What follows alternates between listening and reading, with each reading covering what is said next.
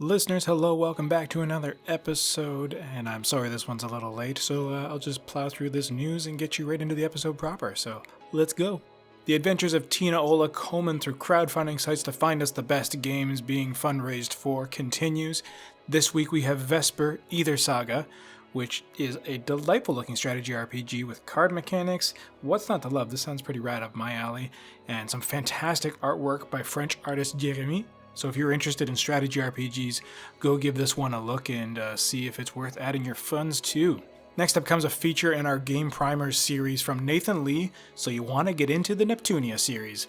That's what it is. That's the article. He gives a comprehensive breakdown of the entire series since he is our resident superfan. So go give this one a read if you have any questions or thoughts about getting into Neptunia. Blitzball, Final Fantasy X's unsung hero, comes to us from Giancarlo Vasquez. It's their second article they've written for us, and again, it's another fantastic read. The one-player missions always have such fun insights, and Giancarlo's take on Blitzball and its place in Final Fantasy X is really great in this article, so if you are a fan of the series or even just curious, go check this one out. It's a great read. Over in the features department, Nathan Lee also kicks us off with Fire Emblem, Shadow Dragon, and the Blade of Light, which has finally seen the light of day over here in North America with the re-release of the NES version, Famicom version, here on the Switch. And overall, it's Fire Emblem. It's what it started with, and it's definitely dated, but also fans of this series want to see where it all began. Go pick this one up, because it looks like a staple. The next one comes to us from Bob Richardson, who was absolutely ecstatic to be able to take this one on, and it is a mouthful, as you all know. Dragon Quest XI as Echoes of an Elusive Age Definitive Edition. It's finally made its way to the Sony PlayStation 4. Better than ever. I mean, it's unfortunate that fans had to get stuck with, the original release, and this wasn't an update that they could just tack on with DLC or whatever, like they have to buy the whole new game. That's kind of a bummer, but it is what it is. Overall, the game is fantastic here on the PS4. Bob gave it RPG Fan Editor's Choice, so if you're looking for a place to get it, check out his review, see if this is the place to do it. Marvel's Avengers is still going strong for better or worse, and Taking Aim is the free DLC that just dropped that lets you go on an adventure with Kate Bishop, which is exactly what Audra Bowling has done. Again, it's free, so that's great. It's still some solid fun gameplay, it's a bit glitchy, so some of the real problems of the original game are still present. It hasn't really fixed anything, so if you liked what you got with Marvel's Avengers, get into this one, it's more of the same. Otherwise, this DLC isn't going to sell you on it one way or the other if you haven't gotten into it just yet. Cyberpunk 2077 is out, and you know that. You've listened to the past few episodes. We've talked about it, and how could you not, considering the better or worse the acclaim it's been getting. That being said, overall, John Tucker really did like the game, but it's hard not to take into context the greater conversation about it, so that's reflected in his score. We did a video review of it that I was pretty happy to put together as well. Check it out in whichever form you want. Overall, it bodes well if you like it on PC, and we'll see what happens for console users in the future. On this episode, we talk a bit about SaGa, which just dropped its trilogy on the Switch not too long ago. We haven't done a review of it yet, it's in progress. But in the meantime, Patrick Gann, our resident lover of SaGa, has been playing Romancing SaGa Reuniverse, the mobile game, and has dropped a review for it. So if you are interested in another fun gacha RPG and you like SaGa, then go check out his review. And our final bit of review coverage comes from our resident hater of SaGa. I kid. But we all know Jono's not a big fan. Jono Logan took on Yakuza Like a Dragon. As you've heard on the podcast, he's been loving it, and he has finally gotten his full review and thoughts out on digital page. Gave it RPG Fan Editor's Choice, and I'm really not shocked. It looks like a stellar game, and Jono thinks so. So go check out his review for the nitty-gritty on it if you haven't already bought into it. And that's it for my solo act. Now we go on over to the episode proper, where you can hear me cajole with a bunch of friends on episode 205 of Random Encounter.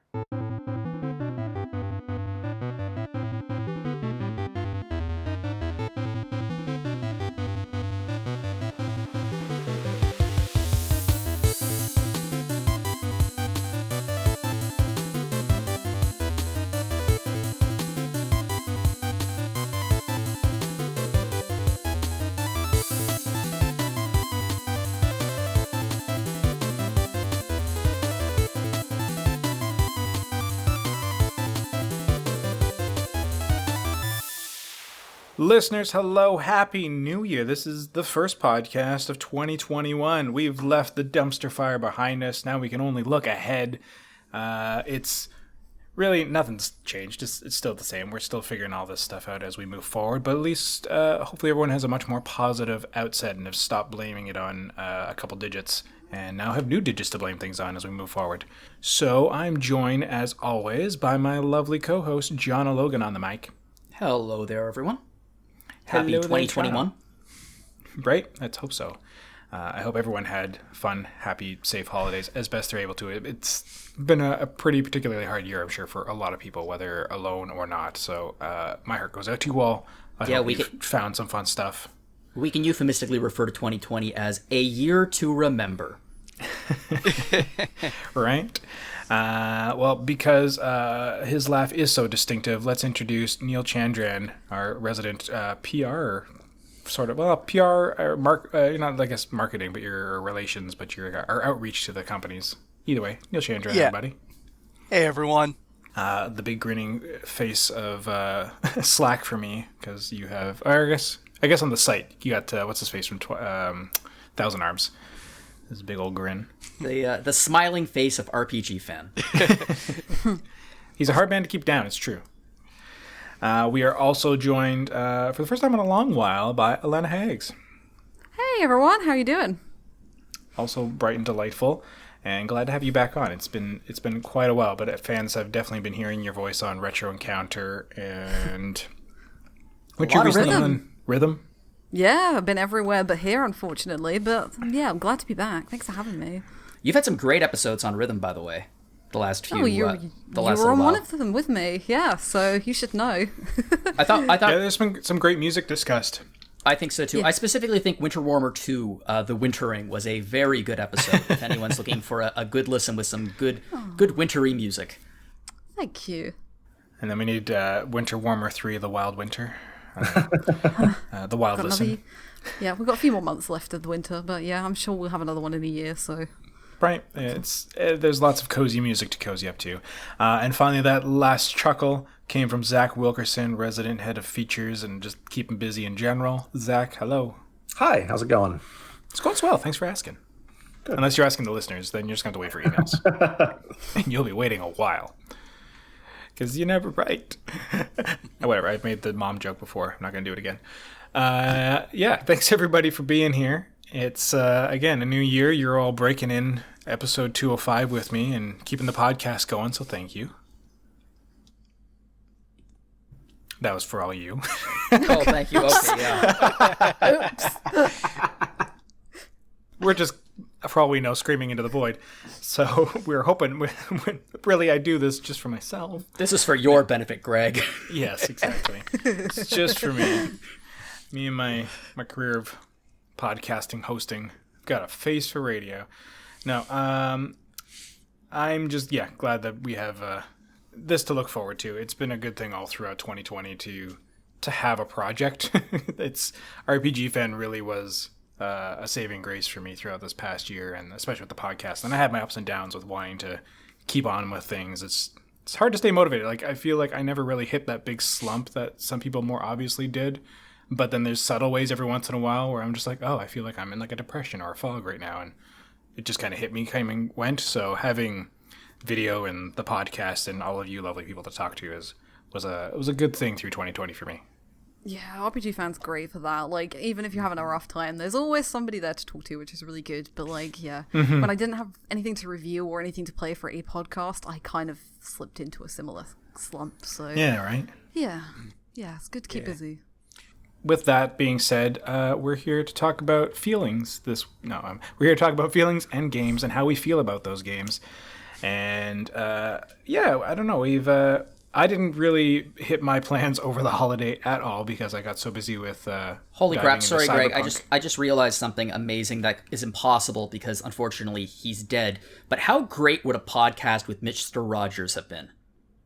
I was wondering where you were going to go with that then. With like, who have you killed in the last 20 minutes? Jono? I was just going to say, what do you know about Stephen Meyering, though I don't? No, we were just talking about feelings, and I was like, Mr. Rogers' podcast would be something that I would listen to so much. It would be so wonderful to have that in 2020 and 2021.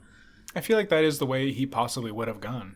I didn't get to my plans this holiday of playing Chrono Cross, which is funny because I got paired up with Audra this week, and I'm like, how's Chrono Trigger? And she's been doing great and loving it, which is cool. She can keep her RPG fan card. I unfortunately have not been keeping up on Chrono Cross as much yet, so I was too sidetracked by Jono cracking the whip on the review for Cyberpunk. I kid. It was fun. And then, family and everything else. So. And to be fair, Greg, I do feel like this is a very common occurrence when it comes to Chrono Trigger versus Chrono Cross. One of them's easier to fall off of, it's true. Oh, yeah. But no, I am actually excited to get back to it. It's just been... Gwen and I got Annette Shadow of the Tomb Raider for Christmas, which is the first game she's really meaningfully wanted to play again. So she kind of overtook the TV again for a bit too, which was nice to see because I miss her not having time to game, or I miss her having time to game rather, since she is a busy person with everything she does. So most of her gaming has been on her phone with Mario Kart World Tour. So I'm here's a game you could play, and she doesn't want to finish Breath of the Wild because she's then it'll be done. So. Is Breath of the Wild ever truly done, though? Really? I found all the shrines, but now I'm now I need the DLC so I can get more shrines. Now you got the shrines, you got the Korok seeds, there's 900 of them, so... I was going to say, yeah, Korok seeds will keep you busy. So we're going to shift things over to what Alana was getting into over the holidays. Alana, you took on Paradies Killer, which Caitlin reviewed back when it came out, and it was kind of a... What the heck is this game? I need to know was kind of Caitlin's take on it, and she jumped at the chance to review it and seemed to really dig it, and it's aesthetically super cool, this game. So what is this really vibrant graphic adventure about? It's pretty hard to sum up. What the heck is it about is a really kind of what you've been saying on Twitter.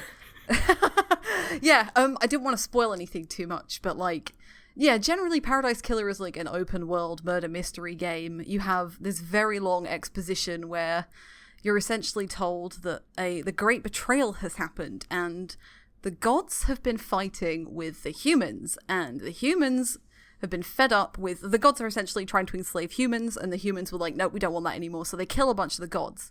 Then there's a bunch of humans who form this group together called the Syndicate, and the Syndicate find a god who is dying, make a pact with them, and agree to make this alternate reality called Paradise, or these alternate realities.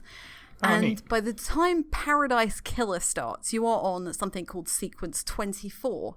So they want to create a perfect paradise, basically, for humans to worship gods and enslave the humans to work for the gods. So the Syndicate are not a very nice bunch of people. But at the end of Sequence 24, a group of people called the Council, who are stand-ins for the Syndicate, they basically run the island, they're murdered, and you are a detective, and everybody in this game has a Metal Gear Solid-esque name, right? So the Lady Love nice. Dies is the name. Yeah, Lady Love Dies is the name of the detective, and she's pulled out of a 3 million day exile to come out and solve this mystery of who killed the Council. Where did they get exiled to? Is it another iteration? Some random island airborne above Paradise. I honestly, it could be anywhere. I'm still not really sure.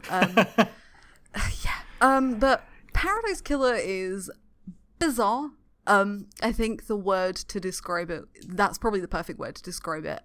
So it's an open world mystery game. So it's not like your Phoenix Wrights or your Danganronpas or your other VNs that involve murder mystery. You have an entire island with a map, a load of pointers that tell you where members of the Syndicate are, and you have to go around and question them to find out who's killed the Council. And this That's branches nice. off. Yeah, and it branches off into multiple different cases that are all linked back to this overall crime. And yeah, it's really interesting. It's a really interesting take because there's no linear path. So you could find some clues before other clues, and you can find certain off branches to this main murder mystery before other bits. I think, like you pointed out, it looks really cool, and I think the visual aesthetic is probably the biggest selling point. The soundtrack is incredible. It's this vaporwave jazz mix, and it's just so stylish. And then the visuals, it's just some neon pop vaporwave, weird as hell Paradise Island with some suburban elements. Like, there are parts of it that looks relatively normal, and then you've got like a blue goat sitting on top of a building that's laughing at you, and it's like everybody in the 80s was stoned. Or like everyone's high all the time. I would be interested to play it while high. Let's put it that way. I feel like that would be like a trip in and of itself. It's like very much like just kind of that animatrix kind of viewpoint from like the Aeon Flux one that's at the end of the animatrix. I don't know if anyone else has seen it, but like all the shorts for the animatrix, the very last one was done by the Aeon Flux team, and then they go into the Matrix and it's all like trippy, very vibrant and whatever, and super deformed kind of character stuff, and it kind of gives me that vibe. But it is very like, it's not cyberpunk though. It's just very 80s. No. It's very 80s, yeah. It looks like a fever dream crossed with Miami Vice. Yeah, that's a pretty good way of putting it, I'd say. Yeah, it's very stylish, very 80s, very vaporwave. I think what's really interesting about it is just the way that it branches out, but I also like really, really love the characters. Now, there's the Syndicate members. It puts you in an interesting place because, like, you know the Syndicate's bad because you're essentially trying to get to Perfect 25, which involves enslaving humans from the real realm to, like, sacrifice to these gods to make sure they create this perfect world. And you're trying to, like, solve a crime where members of the Syndicate, the council members, have died. So it's like, it puts you in an awkward position as a player. But the characters are all really interesting. So you have someone called the Architect, Carmelina. She's the one who basically creates every island and tries to create to perfection. She's probably the most normal one. Then you've got Sam Daybreak, who is a skeletal bartender, ex-assassin. And then Crimson Acid is my favorite, who is just a suit-wearing goat idol lady who sneaks around information. She's the best, actually. She's really good. And you can build up like relationships with all of them as well, which gets you more clues and more hints. That's cool. Yeah. So there's no dating sim or anything, but it's just like relationship building for getting better contacts and information kind of from them all. Pretty much, yeah.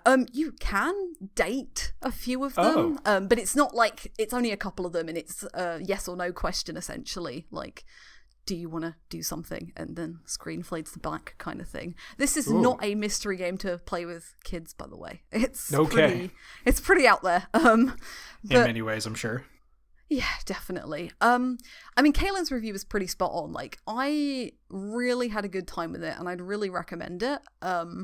It's pretty hard to describe without spoiling anything, because I think parts of the mystery are really interesting, and for me, I think the most interesting aspect of it is that you are essentially, there's this whole question throughout, like, there's some really hammy, like, 80s, 90s voice acting throughout, and one of the lines is like, the facts and the truth are not the same thing, and that is essentially the game, right? Like, you're picking up all of these facts, but by the end of the game, or you can trigger the end of the game at whatever point you want.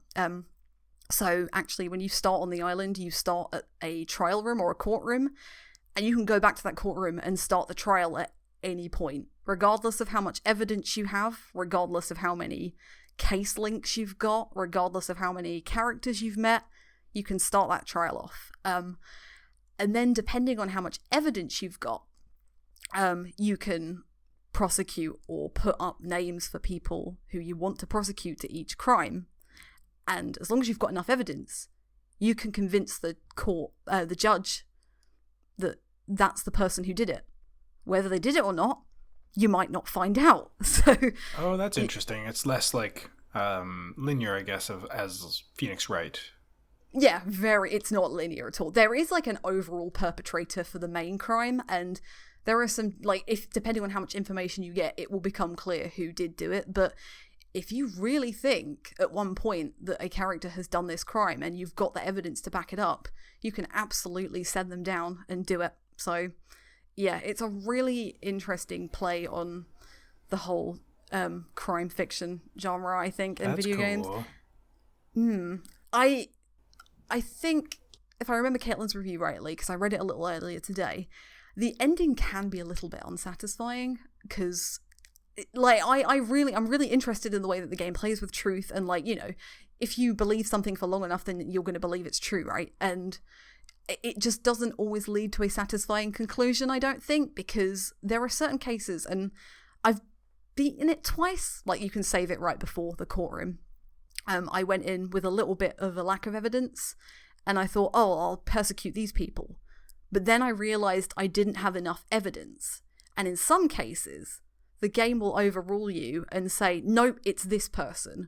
Which is fine, because there is, like, a main suspect. And then, yeah, the game will tell you, nope, you're wrong, it is this person. Which is fine, I get that. But then sometimes I won't have a lot of evidence. The game will lead me to think that, oh, I'm not right. And then the next second it will be like, nope, you're right, this person did do it. The person you prosecuted is the person who did it. And it was just a little bit unclear and unsatisfying at certain times. So, yeah, it's good to be thorough in that game. And there's some bits that are really well hidden. And it is really satisfying when you start to get things. But I don't think it's quite as narratively well tied together as it wants to be, and I think that main gimmick of like making your own truth doesn't always play out very well. Oh, interesting. If that makes sense. Yeah, I must say, like, on style and confidence alone, because like there's no other game. I can't think of another like open world game like this, especially mystery game. I think in terms of confidence, it's extremely good. Like, you can't fault it for what it's trying to do, and there's nothing else that quite feels like it. Like, you know, you can jump, you basically have like running and jumping, and you can jump off buildings, you can skirt up the side of cliffs like the horse in Skyrim and do stupid tricks like that. Like, it's ridiculous. It's like really, yeah, it seems like I mean, compared to like the obvious recent release of Cyberpunk, it's like that just without the combat. So you're doing all the story beats and the digging for information, just you don't have to fight anybody for it. Yeah, exactly. It's just you're discussing with people and stuff. So I like that as a nice change. Yeah, it is really, really interesting, I think. I wish it pulled off a lot of other some things a little bit better, but like there's no way you can fault it on style and substance and interesting ideas, I would say. So yeah, I was just trying to cram in like a few like end of year releases or like late releases to the end of the year, and Paradies Killer was one I picked up off of the back of Caitlin's enthusiasm, and yeah, I would say I wholeheartedly agree with her review, so go and check it out. Yeah, it's on Steam and Switch, so, and it's pretty reasonable price as well. So what did you play it on? I played it on Switch, but I played it mostly docked because I get motion sick, and the game is first person, right? So I couldn't play it handheld at all. It just made me feel really dizzy. So, but it navigates pretty well. Yeah. It doesn't feel like, this would have been better with a mouse and keyboard kind of thing, as for like probably. UI and stuff. Yeah, it did feel a little bit awkward to control with a controller or even handheld. So yeah, I think mouse and keyboard is probably the intended way to play it. Or, yeah. If I may ask, of course. Question I had was, one thing was during the courtroom stuff. My experience is pretty limited with Phoenix Wright. I got a little bit more with Murder by Numbers going through that Jono turned me on to. And Jono might be interested in hearing this too. Like the courtroom session itself, does that play like Phoenix Wright, or is it a bit different? Like, what's the gameplay style like in those particular scenarios? So it's quite a bit different from what I remember. It's been a little while since I played Phoenix Wright, but you are guided through case by case essentially. And you basically get given a list of suspects, and you get presented with all the evidence you have for each character. You select the character that you want to prosecute, and then you present every piece of evidence individually. So, yeah, it's not too involved. There's no, like, arguing. You can't debate, and you can't, like, counter-argue anything. You've always got the right piece of evidence, essentially, or the piece of evidence lined up. It's not a case of, like, trying to figure anything out. Yeah, it's just, if you've got it, you've got it. If you haven't got it, you haven't got it. So it's a little bit less like a puzzle game, try to figure out the evidence that suits the comment, that kind of thing, for Phoenix Wright. Pretty much. Yeah, kind of the puzzle is essentially finding all the evidence in the first place. Yeah. Yeah, I mean, Phoenix Wright, also, you're a defense attorney, so it's kind of the opposite. Yeah, it's very different. Yeah. It sounds like a game that's really, that sounds up my alley, though. I'm always up for a good murder mystery, and this game specifically sounds like it presents a heck of a one. Definitely. It's unique enough in that I think if you're interested, it's definitely worth checking out. Yeah. And the aesthetic really speaks to me of the game. It just looks like a good. really cool game. Give the soundtrack a listen. It's on Bandcamp. Yeah, I'm going to do that now. Yeah, I think he goes under the stage name Epoch. So yeah, Barry Epoch, I believe, and it's really fantastic. And if you're also interested, Scott and Steph did a dual stream a couple of months back. So I believe the VODs are on Twitch. So if you want to check them out, like a couple of sessions, then absolutely. I think they had a blast. I didn't really check in too much because I wanted to play it for myself, but I know that Steph is a really big fan of it. So yeah, her enthusiasm should get you in. I might just do that. Do you see them iterating? Is there like room for a sequel in this, and that they can maybe improve upon some of the aspects that you thought were a bit weaker? I wouldn't be surprised if they did something similar. I don't think there is room necessarily for a direct sequel, but I think it's a good enough idea that if they just polished it up for something different, or even if another studio decided that, open world mystery, but different setting or something. Right. I mean, with the different iterations of the Paradises, I mean, it could stand to reason there could be another one, but yeah. It almost kind of sounds too a little bit like Altered Carbon, where you're like taken out of being put on ice to come solve a mystery. And so you got again, you can always kind of come back another time where hey, you did this once back in iteration 24, let's bring you back out for iteration 107. Yeah, that is one of the really cool things actually. Throughout the game there's a bunch of secrets that expand on the lore of the previous 23 islands, so there's a lot of lore as well. I wouldn't be surprised if people got overwhelmed by it, but it nicely logs it away for you so you can read through it at your own pace. But that's good. Yeah, so yeah, maybe a prequel, we don't know, but obviously Lady Love Dies has been in exile for 3 million days, so maybe somebody else would have to take the stage if it was in those 3 million days. That would be almost 8,000 years. That is 8,000 years. Yeah, me and my friends worked it out the other week. Because we were like, how long is 3 million? Oh, okay, they are immortal. Right, I didn't misread that bit. Yeah. Well, before we wrap this up, Zach or Neal, do you have any questions you want to throw at Alana? No, I think she covered it pretty thoroughly. I've been interested in it for a while, so glad to hear your take is similar to Caitlin's. Yeah, color me intrigued for sure. Awesome. Well, that sounds like all the enthusiasm I've been hearing from Steph, from Caitlin, and everyone else who this game, again, it seemed to kind of take everyone's surprise when it just kind of popped up, and when we're just like, well, I guess nobody else, we're in? Okay, cool, let's check this out. And then Caitlin just kind of jumped on it because she was just like, I am so very intrigued. So I'm glad it paid off for you as well. Yeah, definitely. Yeah, I don't remember it. I think I remember it being showcased maybe once or twice. It was definitely one of those indie conferences over the summer. Yeah, was it that was the first time Steam I noticed Summer it. of Gaming one? I can't remember. Yeah, I'm pretty sure it was that one at least. But yeah, before that, I don't think I'd heard of it. So yeah, it was a nice surprise. Mm-hmm. And there was a dog you can pet, right? That's an important thing to address. There is a dog you can pet. Yeah, you can give him treats actually. Oh, so, ooh. Yeah. Well, that is delightful. Even better. For the dog, at the very least. I mean, the better you can treat the dog in a game, the happier gamers are in general, I feel. Generally, yeah. Yeah. I like carrying around the Shiba Inu and Sakuna Rice and Ruin. I'm like, here's my baby. Oh, yeah, I need to play that. I've got that, but I haven't got around to it yet. Well, we'll talk about that more when you and I both have more time to play it.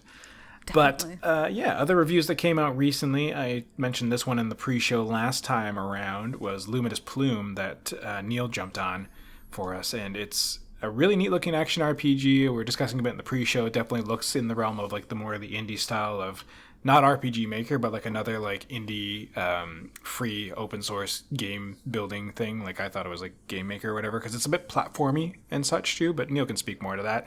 But, yeah, you seem pretty into it, Neal. Yeah, go figure. Luminous It's flashy. It's almost funny that Luminous Plume feels like the complete opposite of everything Alana spoke about with Paradies Killer, because with Luminous Plume, let's see, it's an action RPG that the developer says has elements of Tales and Ys 3, and is basically about a sullen dude with a troubled past whose past catches up with him and thrusts him on a by-the-numbers JRPG adventure. But the game is not about the story. The game is pretty much about the dazzling, flashy graphics, the tight fluid controls, an absolutely brilliant battle system, and music wasn't bad either. Like, the battles feel like...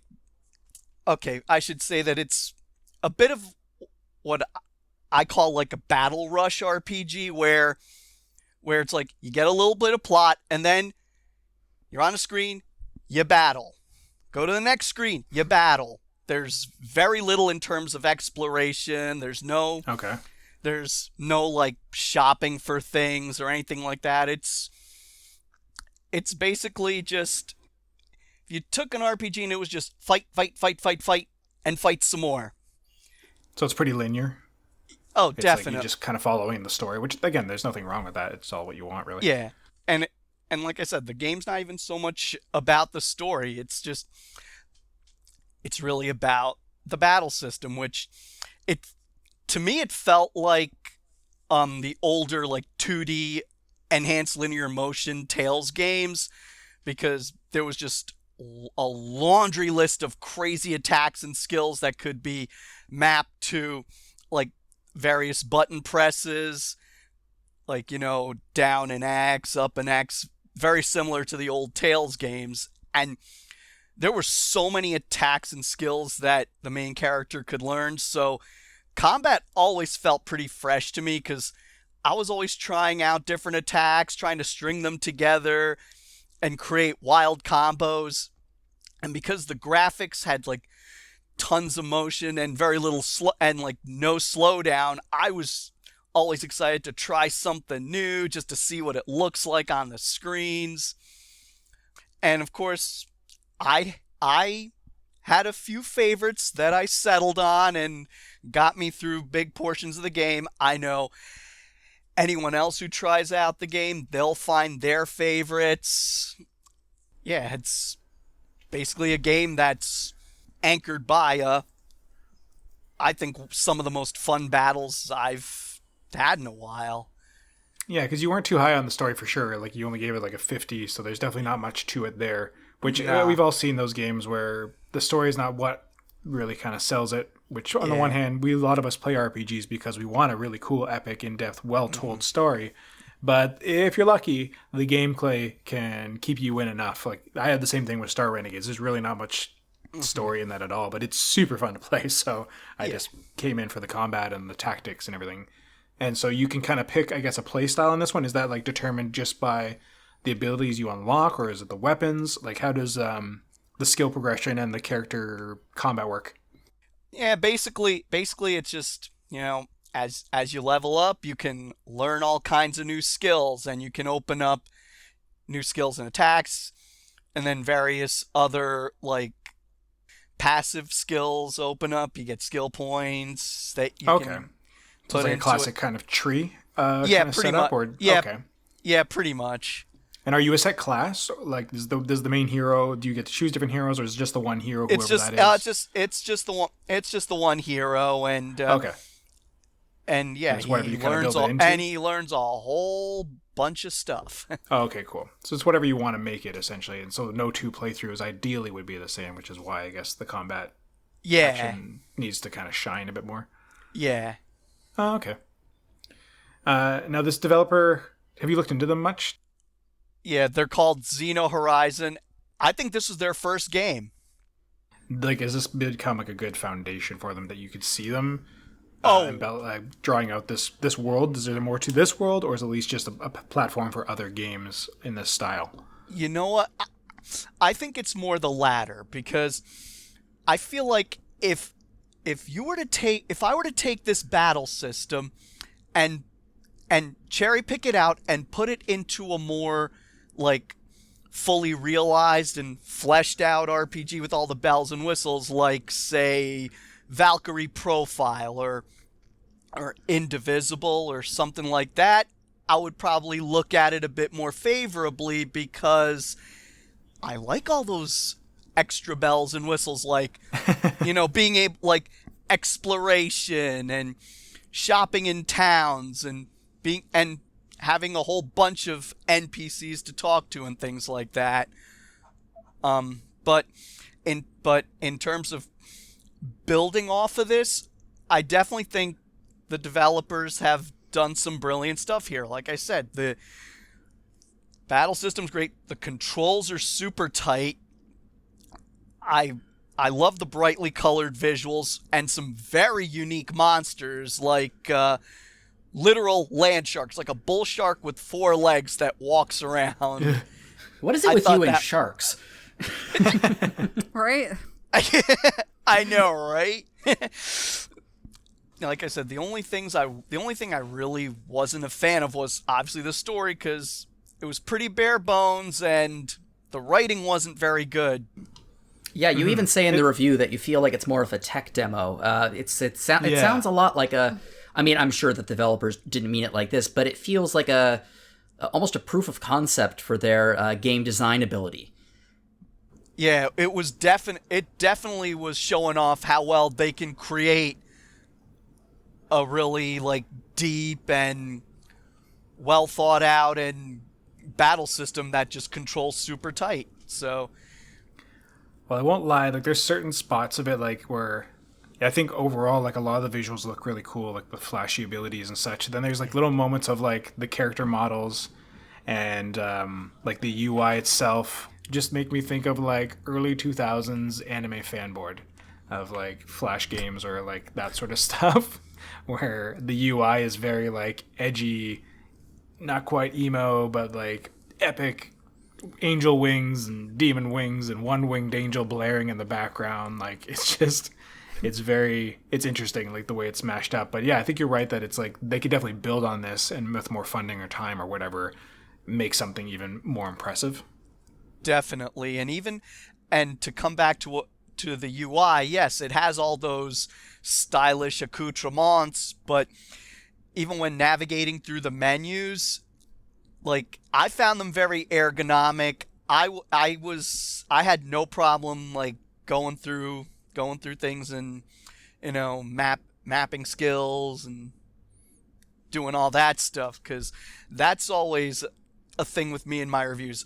I complain so much if the menus are a disorganized mess, or if the fonts are so small that I can't read it. But in this case, I was like, all right, I'll just naturally, all right, doing this, building my character, all right, mapping this attack here, that attack there, all right. Well, that's important for this game, yeah, that everything kind of flows. Yeah. So you need that. That's kind of cool. Exactly, because this is the type of game, you don't want to spend too much time in the menus. You just want to get out there and fight. That's fair. Quick round table here. Worst UI you've encountered. For me, so you have time to think. For me, I still hate Fable 2. I mean, there's so much I liked about that game, but the stupid, like, oh god, the whole menu system in that thing was just a mess. So clunky. Jono, what's your least favorite UI? Actually, after playing both Fallout 4 and Fallout 76 over the break, yeah, the recent Fallout games. I can't stand the Pip-Boy. Ugh, I hate it. Zach, since we haven't heard much from you, what's your least favorite? Fallout 76 might be mine as well, but I'm going to go worst UI in a game I like. Suikoden 5's UI is real bad. Oh, good. It's not good. It's like the worst part of that game. But the rest of the game is amazing. But I don't know. Fallout 76. That's fair. The rest of the game is so bad it's hard to separate it out. Alana, what do you got? Just having too many menus, I guess. Like, a lot of Dragon Quest games make you click through too many buttons too many times. I don't mind it too much, but yeah. And bringing it back to Neal. Oof. That is a tough one, but the first thing that came to mind was Final Fantasy VIII, because I felt like its menus were super cluttered, and I'm going through, like, a whole bunch of menus and sub-menus and stuff just to do, like, the simplest little things. Yeah, when you're, like, shuffling around your Guardian forces and that, definitely remember having a lot of fun with that a couple of years ago when I did the remaster. Yeah. Hey, can I give a shout out? Can I give a shout out to a really, really great YouTube channel? Yeah, go for it. Yeah. It's called Design Doc. It's Design Doc, awesome YouTube channel for talking about video game design and UI, and he has this great series called Good Design, Bad Design, and where he literally like takes a look at various aspects from various games, what works, what doesn't. If anyone's interested in game UI, check out Design Doc. Great YouTube channel. Cool, thanks for sharing. Well, cool, yeah. So that's if you don't want a lot of story and just want to beat things up, I guess that's the way to go with Luminous Plume. Oh, yeah. There's taste for everybody. Yep. Speaking about people with different tastes, Zach, I hear you're playing some SaGa games. I am playing some SaGa games, although I'm not going to be like super positive on them, so you'll feel good about that, Jono. I feel good about it already. Oh, there you go. I'm playing the Collection of SaGa, which is technically the first 3 SaGa games, which were all released locally as Final Fantasy Legends 1, 2, and 3, back when I was a wee little one. So I have not taken a crack yet at Final Fantasy Legend 3, but I remembered a little bit and know a little bit about it, so I can talk about it a little bit. But basically, the collection itself is just it's not remastered, it's not anything. It is Final Fantasy Legends 1, 2, and 3. So I know there were like some DS remakes and things like that. That's not what we got. We got the original games, for good or ill. Like, it looks pretty crisp, though, HD-wise, with the presentation. Yeah. I mean, like, it looks certainly better than it did when I blew it up on my Super Game Boy on my TV back, which is how I played them originally. I will hear no bad words about the Super Game Boy, sir. No, I actually don't think I owned a Game Boy for most of my childhood, but I did own a Super Game Boy. So that's how I played most of... I just played RPGs, even when I was a kid, if I'm being honest. Nothing wrong with that. I mean, it certainly looks better than that. Like, there are some interesting UI choices. Like, you can like if you wanted to, you could play it undocked, and like you could play it like with like the touch screen, like it's a Game Boy. You can like even like turn it vertically. That's kind of neat. Play it that way, which is kind of cool. Although I think that would probably you can like move around the D-pad and some other things to make it work better, but like I don't know. I thought that it played kind of strange when I tested it out that way. It's more just, I guess, ported from like the tablet versions and such. Yeah, it feels very much like a tablet version on that, except for like it's trying to reproduce what a Game Boy would have felt like. It is not perfect on that front. But otherwise, the games are mostly intact. The one thing they have added to the games in general is that you can speed the game up by 2 times without making the music speed up. So like the music is really cool. Like the Amatsu did the soundtrack for Legend 1. And they basically just used like some of his more famous tracks in Legends 2 and 3, and kind of like remixed them. But apparently he didn't want to come back because he had trouble composing on like the Game Boy sound chip or whatever. But the music is pretty cool, and I remember like as soon as I tuned it up, and I never played Legend 1 as a kid, but I played 2 and 3, and like as soon as I hear like the title music, like the nostalgia was like immense. And it reminds me of a time when like every RPG I played was like just something I was going to enjoy regardless. And the years have not been super kind to it on that front. So Legend 1 or SaGa has some of the weirdest mechanics I've played in a game. So basically the concept behind Legend 1 is that you are like trying to get to the top of a tower to discover like the secrets of creation or whatever. And so basically like you make your way up a tower and like you'll get off at certain floors and there will be like a whole world there, and you have to like find some more items to go like break the next door. And that's basically the whole story. Like you climbing a tower, you breaking some doors. And like there's some like stories within, but Legend 1 very much feels like Dragon Quest 2 meets SaGa. Because like there's not much direction. Like it's really difficult to kind of figure out where you're going. And the battle mechanics are really strange. So like you can have one of 3 types of characters. You can have a human whose stats are increased by literally buying potions, like HP up potion or agility up potion or strength up potion. Or you have mutants whose stats go up in a more SaGa-like fashion where it's just like random, which I know is Jono's favorite thing. Love it. I know, right? And then you have monsters who, like, if they eat certain foods, they'll like transform. And so early on, mutants are really useful, but like if you play it right, like, and if you have patience, like you can break the game pretty quickly and pretty easily. But there are like these weird difficulty spikes, and like you can never see like more than one enemy on a screen. And you remember like Final Fantasy 1, where like if you target an enemy and then they die, it doesn't move off to the other target. Legend 1 and 2 both do that, which is just delightful. I hate when that happened. So yeah, I mean, like Legend 1 is an 89, 90 RPG that has some cool music, has some interesting-ish ideas that like the human like potion stat up thing they get rid of in the next ones. So it doesn't really work. It's not very fun. But you know, it's a game. That should be your full quote. You play a role. Yeah, it's a game. First time it's been used as one, yeah. Yeah. Legend 2 kind of smooths some of those things out. Like humans and mutants both have like more SaGa leveling mechanics, and the story is a little more driven. Like basically the idea of that one is like you're trying to collect like these crystals that like unlock certain powers, but basically what you're trying to do is like catch up to your dad who like went off on an adventure, and like so you're basically like kind of like going in his footsteps and like following him and discovering like mysteries of the Magi as you're going. And not to really spoil anything, like eventually like you get to your dad, he joins your party, and I remember when I was a kid, like it was like the most exciting thing. I was like, oh my gosh, my dad joined my party. At this time I was like, oh cool, my dad joined my party. So yeah, I mean, like again, like the story's better, the mechanics are a little more smoothed out. Like there's this weird mechanic in SaGa 1 where like if you die 3 times, like you're just permanent, like that character's permanently dead. You just have to like go get another level 1. I definitely reset to make sure that did not happen. Is there a place you can just like recruit them, or? Yeah, so there's like a guild, like I don't know, like kind of like Dragon Quest 3. Okay. Where you can go recruit them, but they'll start off with no stats. So, I mean, it's weird. It's a little janky, but like the difficulty's smoothed out, and like they will give you like extra characters every once in a while to help you, and you can use robots in Legend 2. And their stats are entirely based on like what equipment they're equipped with. And if you know how to manipulate that, you can like have a very broken party.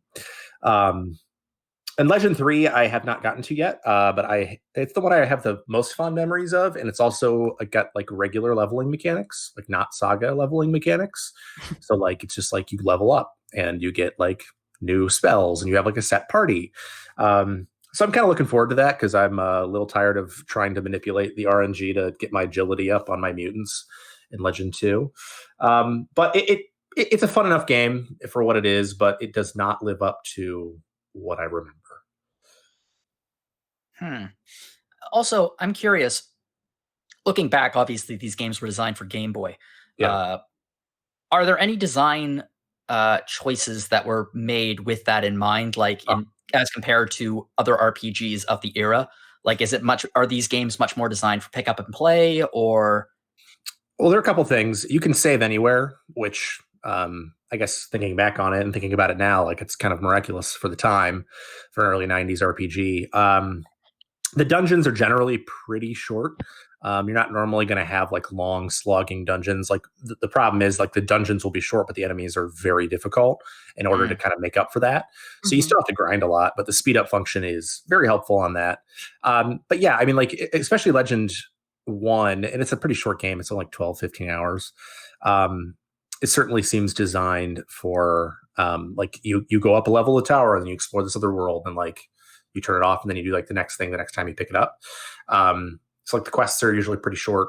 But man, it would have been hard playing with Legend 1 and like not if I didn't play it for a couple of days and like I talked to literally every NPC and like figure out the one who tells me where I'm supposed to go. Oh man, that would have been hard for a Game Boy game. It's interesting that permadeath didn't make it back to Legend 2 because permadeath's a thing in Romancing Saga 2, isn't it? I think, and maybe 3. I don't remember. Like you can die so many times and you'll lose that character forever. So, yeah, Kawazu remembered that definitely and took it. That's unfortunate. I mean, I quite like Romancing Saga 2, other games in the series. So, yeah. I'm really interested. Right, well, thanks for coming on the show there, Alana. Wow. You've known this about me for 3.5 years now, Jono. You must have. Yeah, I know. I was complaining to you constantly while I was reviewing Romancing Saga 3.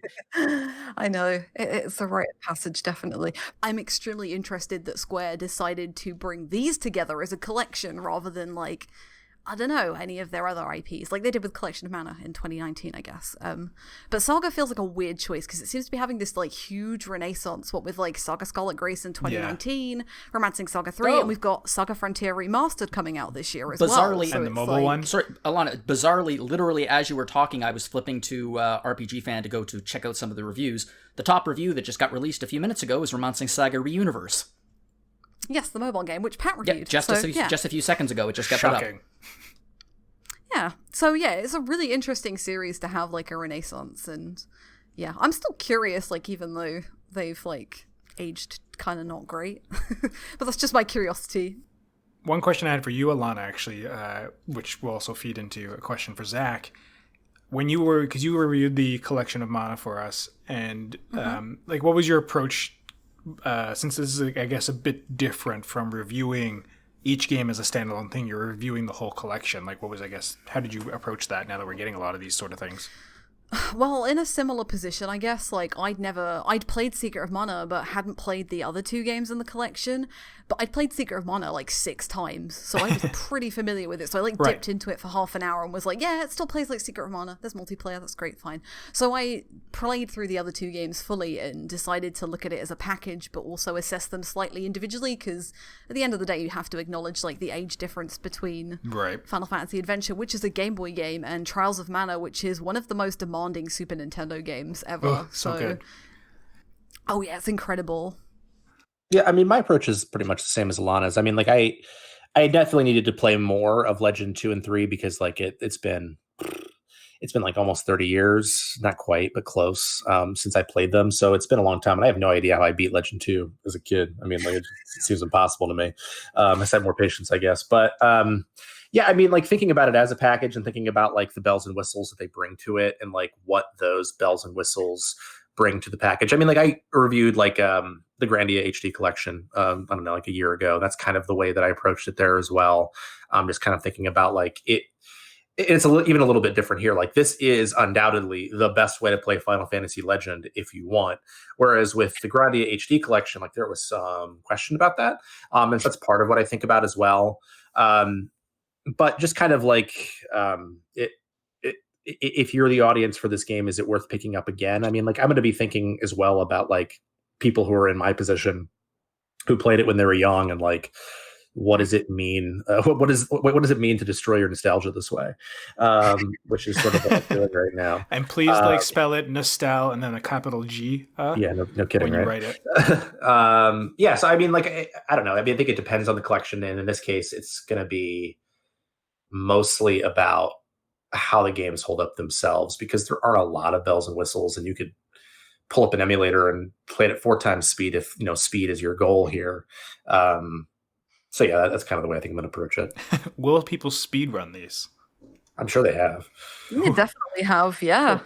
Before we move on, I did want to address the character art, box art, like just, again, what the heck is this thing? Like Final Fantasy Legend has a guy who's kind of like a knockoff Ash from Ash Williams from Evil Dead with like a chainsaw and a bazooka and a pistol, and then there's just a bunch of fantasy around him. Quickly jump over to Final Fantasy Legend 1, they're from the future, are they not? Or is that right? Am I remembering correctly? That's Legend 3. Legend 3, thank you. Okay, yeah. I know it was one of them, definitely. And then, yeah, Legend 2, again, you kind of got this like sort of Chrono knockoff with a robot buddy. Oh my goodness, you are right.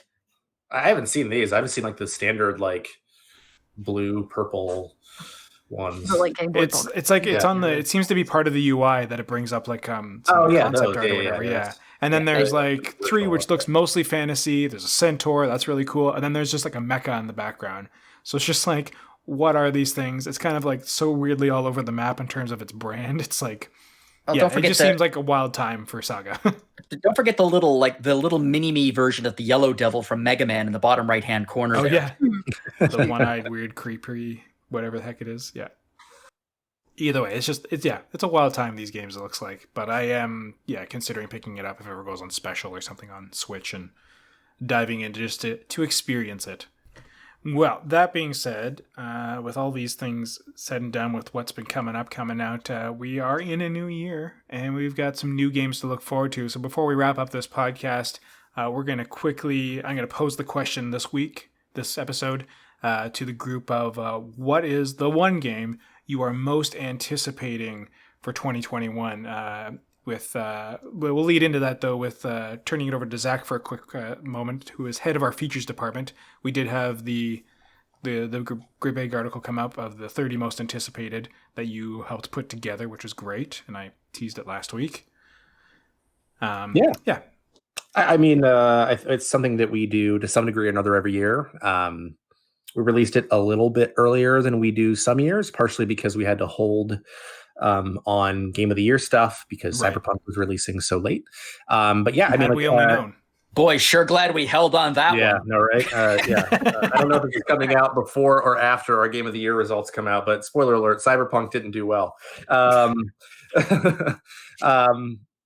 But yeah, so I mean, I think it's one of my favorite features of ours that we do. I mean, I learn about new things with it every time, and I always like sort of the hopefulness of it as well. Like the hype train is always like starting around this time for me on like games, and I certainly have a few that I'm particularly interested in. But yeah, I think it's a great feature. Yeah, and there's always, like you said, like the discoveries, like there's stuff I even like forget about throughout the year. Sometimes just because we do get so many announcements, and then this year especially there was so much else on the plate. So it was like just nice to be like, oh yeah, that's coming out. Oh yeah, that. Oh, I'm so glad so and so mentioned this one, and I didn't even know about that little indie gem, and it's pretty cool. So again, to give our panel a second to think here, I'll kick us off. It was really tough because there's definitely like 3 big front runners, but I think I'm going to say Horizon Forbidden West is probably right up there because I loved Horizon Zero Dawn, as I talked about on the podcast various times at length, finally getting back to it and getting into it after all the hype everyone has built around it. It was just so good, and I'm excited for more. It's the one thing that'll probably motivate me to maybe get a PS5, or do I want to wait the decade until it comes to PC? I don't know. We'll see. But it's just such a sharp looking game, and if it's going to be more of that world but better, I'm into it. I will turn it now over to my co-host to what are you up to, Jono? What do you want from 2021? In terms of RPGs, no question in my mind, Bravely Default 2. I can't. That was up there for me. I cannot wait for it. I have to admit, the demo left me a little cold, as listeners might remember, but it doesn't matter. I'm still just twitching to play this game. I really, really think that they've taken the style from the DS games and they've just exploded on the Switch. It just looks so gorgeous. Yeah, so I'm. Did you play the recent one? The new demo they just dropped? No, I haven't played the recent demo because I don't want to shatter my dreams anymore. I heard it was a lot better, actually. I heard there was a lot more like tweaking to it. Yeah. But I totally understand now with this close to release, like why necessarily. I'd rather just wait until it gets released. It's one of those games that, as review manager, I am like, well, I can't just give it to myself. Like, Alana, if you were review manager still, I would be lobbying you so hard to get this game. And but as it is, I can just give it to myself, but I'm like, I don't think anyone's really going to cry foul. Mike Solosi might have something to say about it, but yeah. Yeah, so there's a few people that, there's a few people who have put their name down for it, so we'll be reviewing it, no doubt about that. And real quick, it's not an RPG, unfortunately, but oh my god, I cannot wait for Silksong. Oh, don't say that in front of me. Oh my goodness. I think there's only one game this year that's definitely got a concrete release date that I'm more excited for than Hollow Knight Silksong. Yeah, it's the kind of thing, every single time I see like a new piece of information get released about it, I'm just praying, just put RPG mechanics in the thing. I don't care if they're there or not, just put RPG mechanics in the thing so we can review it. Give me an excuse to get it sooner. I like the fact that it's detached. I want to play stuff that isn't in our coverage, actually. So, yeah. It's fair, but it's an easy excuse to jump on it sooner rather than later. Yes, I know. Right? Yep. I get it. Let's go over to you, Alana. What are you excited for this year? I almost don't want to say it because I know somebody else. I'll say Chris Tales, which was meant to come out this 2020 in November. What's with that? I keep seeing it pop up like it's still not out yet. I'm like, I got the demo. Like, what? Huh? It doesn't have a concrete release date, and I'm not excited for a ton this year because there's so few concrete release dates that I don't really get, like, other than Silksong, like, I don't get excited about things that don't have the concrete date. So, but Chris Tales, I've, like, played the demo, and I've looked at it at E3, and it's just a gorgeous game, and I love the idea of it splitting the screen between 3 different time periods, and you can affect the past, present, and future all at the same time on the screen. So, yeah, and I guess the other one, I'll give it a quick shout out. Ys 9, a demo dropped the day before we recorded, and I'm not like the most excited Ys person. I've only played a couple of games. I'm gonna recommend people don't try the demo. It's a little bit rough. Yeah, I've heard it's not great. It's not a good representation. Apparently it's a mishmash between the original Japanese release and a TGS tech demo they had, and it's rough. There's some real, like, rough traversal mechanics in that game. Sounds awkward. I got a bit of heat because I don't adore Ys 8, and Ys 8 is widely regarded as the best Ys game, and Ys 9 tends to borrow a lot of stuff from that game in terms of combat and that's all cool. Like, the combat was the best thing by miles about Ys 8, but yeah, I think a lot of people are really excited for Ys 9, which is out February 2nd, I think. So I'm really interested to see how people take it, because we've got a couple of big Ys fans on the site, but yeah, I think the indie output this year is looking really cool, other than the Square Enix game I will not say for Zach's sake, so, you know. Well, we're going to definitely, I guess, lead that over to Zach then. We can't. Well, you know, it's funny. I was going to say Crease Tales if you stole Nier. So. Stole Nier? Stole Nier. I'm just going to say it. No, but Nier Replicant is definitely the game that I am by far the most excited for, because I didn't play the original Nier until this past year, and I like Automata, or like the original with the Nier Daddy, like the original, like Nier Gestalt Replicant, like PS3 360 game, right. And there are some things about that game that are not great, but I actually think that people are a little harsh on it in terms of the combat. I think, like, the combat is pretty bare bones ish, but, like, it feels great against bosses still. Like, it still does the job. The graphics aren't as good. I mean, there are some things about it that are just, like, a little bit rough around the edges. But any of those complaints look like they're 100% washed away by Replicant, at least based on the early footage that we have. And I like the original Nier almost as much as like Nier Automata. And if you listen to some other podcasts, you might have heard me talk about it a lot. And I am incredibly jazzed to play this game again, even though I played it last year. And and Crease Tales looks great too. I mean, like, I think that the art style of that looks just incredible. So at least we can get the most anticipated. It's very important that for the listeners out there, though, that you do say the title in its complete form. I don't have the decimal point in front of me. That is not going to happen, sir.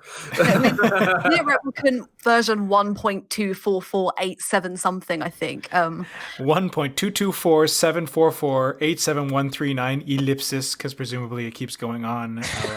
It does, but also, it is an ellipsis. But if you want a little fact, it's the square root of 1.5, so make of that what you will.